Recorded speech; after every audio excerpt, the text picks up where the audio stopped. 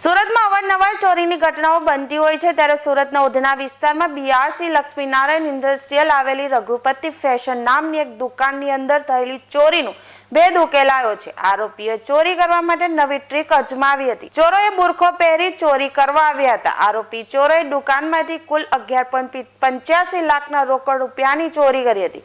ચોરોએ ચોરી કરી ભગવાન પાસે માફી પણ માંગી હતી અને એક ચિઠ્ઠી પણ છોડી ગયા હતા। આ ચોરીની સમગ્ર ઘટના ત્યાં લાગેલા સીસીટીવી કેમેરામાં કેદ થઈ ગઈ હતી। જોકે પોલીસે સીસીટીવીના આધારે તપાસ હાથ ધરતા બે આરોપીઓને ઝડપી પાડ્યા હતા। આરોપીઓ વિરુદ્ધ અગાઉ 70 જેટલા ગુનાઓ નોંધાઈ ચૂક્યા છે, જેથી પોલીસે આરોપીઓ પાસેથી 10,08,000નો મુદ્દામાલ કબજે કરી કાયદેસરની કાર્યવાહી હાથ ધરી છે। તારીખ 9-10ની રાત્રિ દરમિયાન ઉધના પોલીસ સ્ટેશન વિસ્તારની અંદર બીઆરસી લક્ષ્મીનારાયણ ઇન્ડસ્ટ્રીયલનો એક ખાતું છે, જેમાં રઘુપતિ ફેશન નામની એક દુકાનની અંદર રાત્રે ગરફોડનો બનાવ બનેલો હતો, જેમાં ડ્રોવરની અંદરથી 11,85,000ની ચોરી થયેલી હતી। જેની અંદર જે સીસીટીવી ફૂટેજ ચેક કરતા એવું જણાઈ આવેલું હતું કે એક ઈસમ એના બાથરૂમની ગ્રીલને તોડીને અંદર દાખલ થાય છે। એણે મોઢા ઉપર બુરખો બાંધેલો હતો, એટલે જેની ઓળખ થઈ શકતી નથી, પરંતુ ગ્રીલ તોડીને રૂમમાં આવી 11,85,000ની એણે ગરફોડ કરીને ચોરી કરેલી હતી।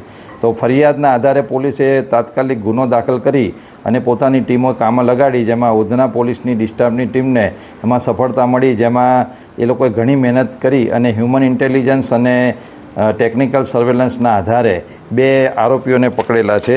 જેમાં એક આરોપીનું નામ છે લાલા ઉર્ફે નેલુ ઉર્ફે ગુરખા ઉર્ફે રાજ, જે મૂળ ઓરિસ્સા ગંજામનો રહેવાસી છે, અને બીજો આરોપી છે ગિરીશ ઉર્ફે ધીરજ વનરાજ પાટીલ, જે જલગાંવ મહારાષ્ટ્રનો રહેવાસી છે।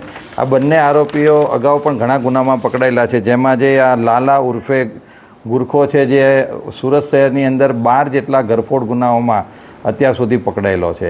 આ લોકોને જ્યારે ધરપકડ કરવામાં આવી તેમાં જે લાલા પાસેથી 5,08,000નો મુદ્દામાલ અને બીજો આરોપી છે ગિરીશ પાટીલ, એની પાસેથી 5 લાખ એમ કુલ 10,08,000નો મુદ્દામાલ પોલીસે રિકવર કરેલો છે।